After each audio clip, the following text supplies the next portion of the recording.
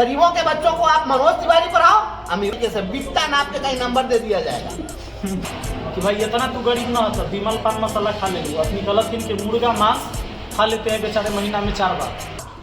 कि जितने हरामखोर थे पूर्वो जवार में, अब प्रधान बनकर बैठे हैं अगली कतार में।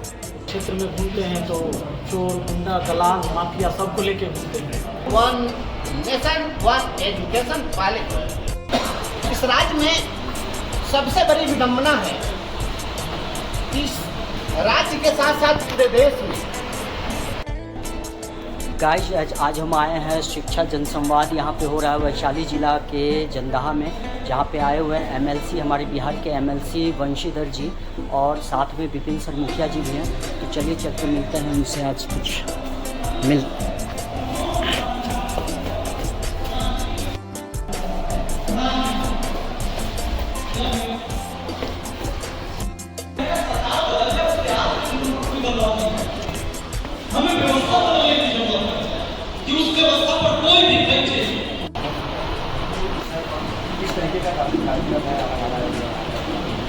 कार्यक्रम हम लोग का ये शिक्षा के विषय पर हम लोग संवाद कर रहे हैं, क्योंकि अब तक जो स्थिति है, जो भी राजनेता चुनाव जीत कर जाते हैं और चुनाव के पहले जो आते हैं तो युवाओं आगे आओ, जनता आगे आओ, और चुनाव के बाद में सब हार में जाओ। लेकिन हम लोग एक सोच के तहत समाज के बीच जा रहे हैं, अपने शिक्षित नौजवानों के बीच, अपने युवा साथियों के बीच, शिक्षकों के बीच, अभिभावकों के बीच, कि भाई आपके सवाल को, मूलभूत समस्याओं को हम उठा सकें, आपसे हम जानकारी ले सकें, आप क्या चाहते हैं। तो शिक्षा के विषय पर हम लोग आज जंदाहा प्रखंड में हैं। एक कार्यक्रम बसंतपुर पंचायत में हुआ है, दूसरे कार्यक्रम हम लोग यहाँ पर हैं जंदाहा में, और अपने तमाम साथियों से, गुरुजनों से, अभिभावकों से हम बात कर रहे हैं शिक्षा के मुद्दे पर। इस राज्य में सबसे बड़ी विडंबना है, इस राज्य के साथ साथ पूरे देश में बहुरंगी शिक्षा व्यवस्था चल रही है। गरीबों के बच्चे कहीं और पढ़ते हैं, अमीरों के बच्चे कहीं और पढ़ते हैं, कॉरपोरेट के बच्चे कहीं और पढ़ते हैं, ब्यूरोक्रेट के बच्चे कहीं और पढ़ते हैं, अरिस्टोक्रेट के बच्चे कहीं और पढ़ते हैं। तो हम लोग एक बात उठाना चाहते हैं कि देश के शीर्ष पर बैठे हुए, सिंहासन पर बैठे हुए जो राजनेता हैं, वह कहते हैं कि वन नेशन वन इलेक्शन। चूंकि इलेक्शन से उनका हित होना है तो वन नेशन वन इलेक्शन उनको सूझ रहा है, लेकिन इस देश के लोगों की सबसे पहली और अंतिम आवश्यकता इस बात की है कि वन नेशन वन इलेक्शन करो न करो, one nation one education policy. इस देश के अंदर में बहुरंगी शिक्षा व्यवस्था नहीं चलनी चाहिए। आप नारा लगाते हैं, हमारे देश के यशस्वी प्रधानमंत्री जी नारा लगाते हैं, भारत माता की जय। भारत को आपने माँ माना, हम भी भारत को माँ मानते हैं, और जब हम भारत को अपनी माँ मानते हैं तो उस माँ के कोख से जन्मा हुआ बच्चा यह बहुरंगी व्यवस्था में क्यों जिएगा कि गरीब का बच्चा कहीं और पढ़ेगा, अमीर का बच्चा कहीं और पढ़ेगा। जब सभी एक ही माँ के संतान है इस भारत माता के, तो इस देश की हर मिट्टी, यहाँ के वायु, संसाधन, हर चीज पर एक गरीब के बच्चे का भी उतना ही अधिकार है जितना इस देश के शीर्ष में बैठे हुए लोगों के बच्चों का अधिकार है। इसलिए हम लोग मांग कर रहे हैं कि वन नेशन वन एजुकेशन लागू करिए। इस देश के अंदर एक बोर्ड, एक सिलेबस, एक किताब, एक व्यवस्था, एक परीक्षा, एक परिणाम, एक विद्यालय, एक शिक्षक, सारी व्यवस्था एक करो। और नहीं तो ये राजनीति के बदौलत यह देश विकसित नहीं हो सकता है। शांति नहीं तब तक जब तक सुखभाग न नरकासम हो, नहीं किसी को बहुत अधिक और नहीं किसी को कम। आज गरीबों के बच्चे सड़कों पर भटकेंगे और अमीरों के बच्चे बोर्डिंग स्कूल में पढ़ेंगे, तो इस तरीके से नहीं चलेगा। बिहार के अंदर हमने यह आवाज़ उठाई कि आप कम से कम किताब को एक कर दीजिए। यह बताते हुए मुझे प्रसन्नता हो रही है कि इस बात को जब हमने उठाई तो बिहार सरकार ने इस बार 6ठी से 8वीं कक्षा तक एनसीईआरटी की किताब सरकारी स्कूलों में लागू किया। यह हमारा प्रयास था। तो हम यह पूछना चाह रहे हैं कि आप 6ठी से 8वीं तक लागू किए, धन्यवाद है आपको। इसको 12वीं तक आपने लागू क्यों नहीं किया? एनसीईआरटी की किताब 12वीं तक लागू करिए और सभी गरीबों के बच्चों को समान शिक्षा नीति से आच्छादित करिए। कॉमन स्कूल सिस्टम लागू होना चाहिए यहाँ पर, और नहीं तो इस तरह से विषमता की खाई बढ़ती जाएगी और गरीब गरीब ही रहेगा, अमीर अमीर होता चला जाएगा। शिक्षा के बलबूते ही कोई आगे बढ़ सकता है, देश और राष्ट्र विकसित हो सकता है। और जब तक शिक्षा व्यवस्था दुरुस्त नहीं होगी, कुछ भी होने वाला नहीं है। लेकिन सर, लगातार आप क्षेत्र में घूम रहे हैं, उसके अलावा आप तमाम शिक्षकों को लेकर के अलग अलग जगहों पर जा रहे हैं, क्या तैयारी है, क्या मिशन है, इसके बारे में थोड़ा बताइए। वही तो बड़ा मिशन है कि हम शिक्षक को लेकर जा रहे हैं। लोग जब क्षेत्र में घूमते हैं तो चोर, गुंडा, दलाल, माफिया सबको लेकर घूमते हैं। हमारा साथ रहे वाला लोग शिक्षा से जुड़ल हैं, हम वैसे लोगों को जाते हैं लेकर।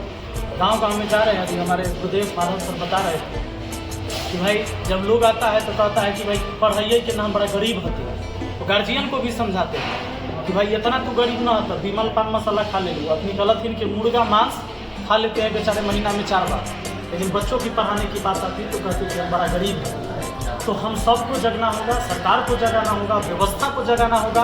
अगर व्यवस्था दुरुस्त नहीं होगा तो जो खाई सर ने कहा कि अमीरी और गरीबी का जो बढ़ते जाएगा, ये सच में बढ़ते जाएगा। इसमें हमको, आपको, सबको जगना होगा। अब पूरा समाज नहीं शिक्षित करिएगा तो वही बात है कि आपका घर तो बहुत चिकन चाकन है, लेकिन बगल में अगर पड़ोस में खूब कचरा पड़ा हुआ है तो गंध आपके घर में भी आएगा। तो अपने साथ साथ समाज को भी प्रेरित करिए कि शिक्षा से सब लोग जुड़े। और आज हम लोग शिक्षा पर ही संवाद कार्यक्रम कर रहे हैं। क्षेत्र में भी लगातार आप सक्रिय घूम रहे हैं, उसके अलावा आपके साथ में जो बैठे हुए हैं बंशीधर ब्रिजवासी जी, ये भी एक शिक्षक थे और निर्दलीय इन्होंने विधान परिषद का चुनाव जीता।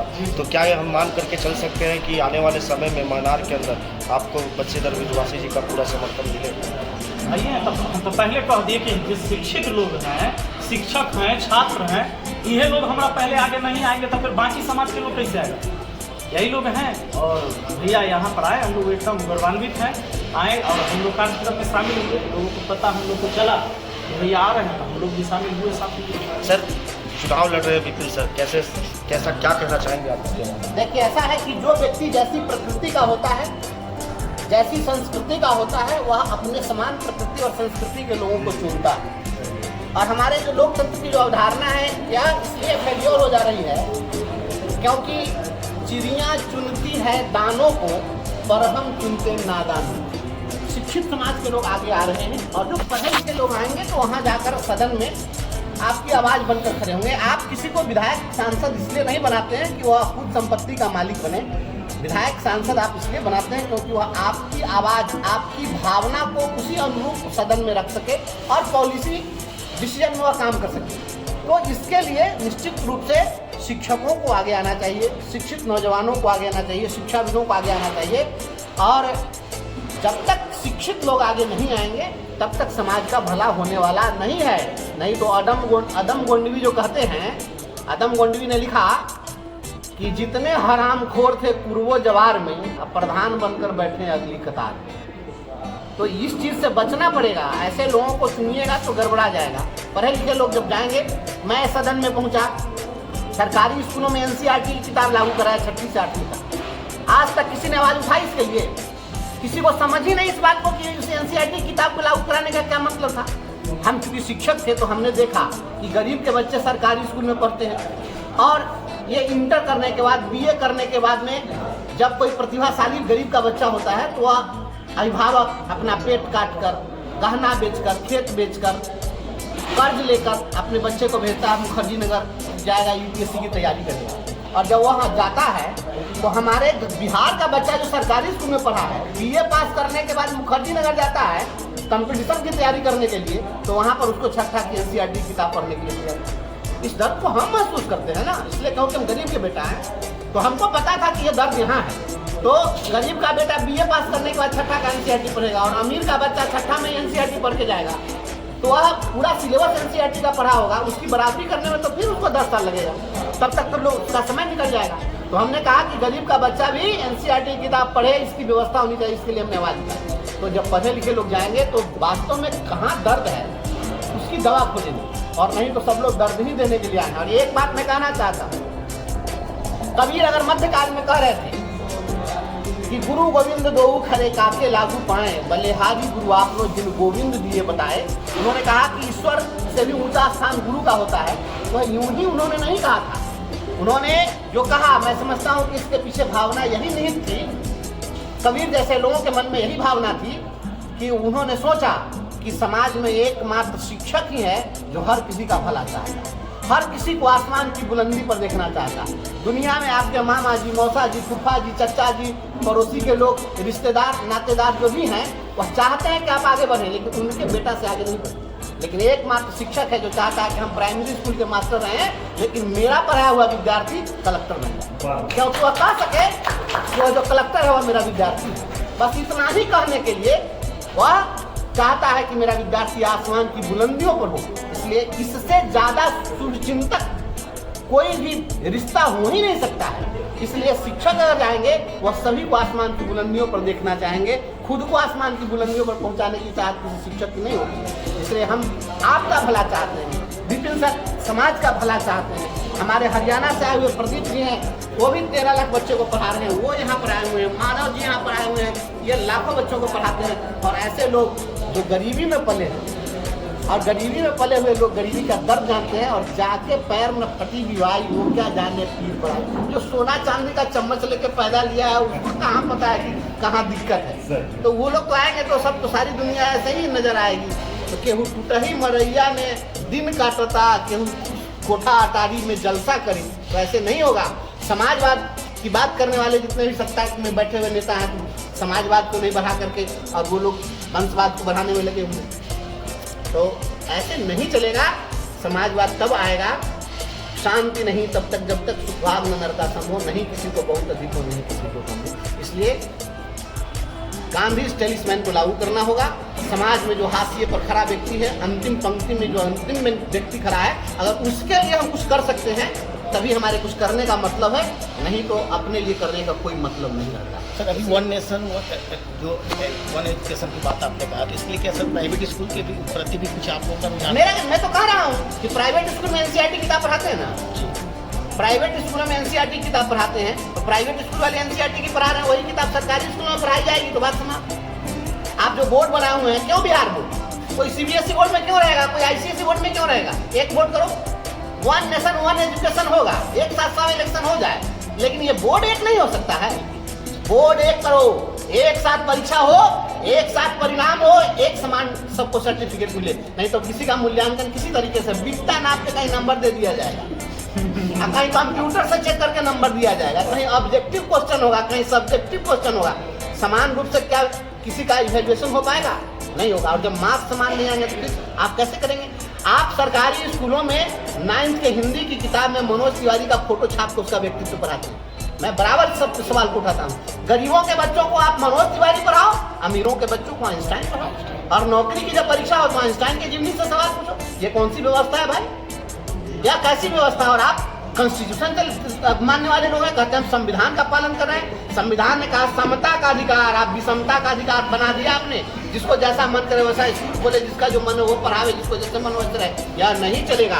इस देश के अंदर में समान नीति, समान शिक्षा नीति लागू करनी होगी। बगल में चाइना को आप कहते हैं कि चाइना इतना डेवलप करेगा, कैसे करेगा? चाइना में जाके प्राइवेट स्कूल खोज के बताइए हमको, चाइना में कोई कर सकता है क्या? चाइना में वहाँ सभी के लिए समान शिक्षा व्यवस्था है।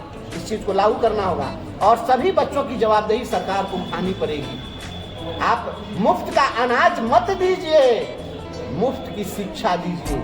और कॉपी किताब पर 18% जो जीएसटी आप लगाए हैं, सोना चांदी खरीदेगा तो 3% जीएसटी लगेगा, क्योंकि पैसा वाला लोग सोना चांदी खरीदेगा। और गरीब के बच्चा को पढ़ने के लिए जो कॉपी कलम खरीदना है उसमें 18% का जीएसटी टैक्स लगाएंगे। ये कौन सी टैक्सेशन व्यवस्था है भाई?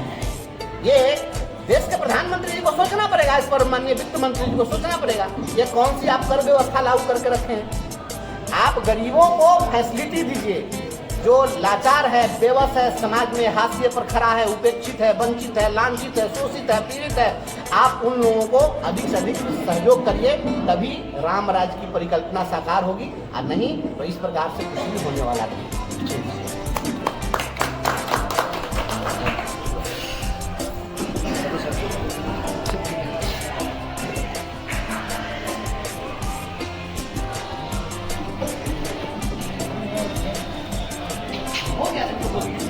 आप लोग अपने सीट पे बैठेंगे और साथ ही आगे की बात।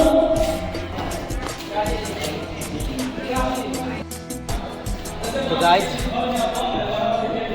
शिक्षा जनसंवाद अब लास्ट हो गया है तो अब निकलते हैं अब घर की ओर, ठीक है।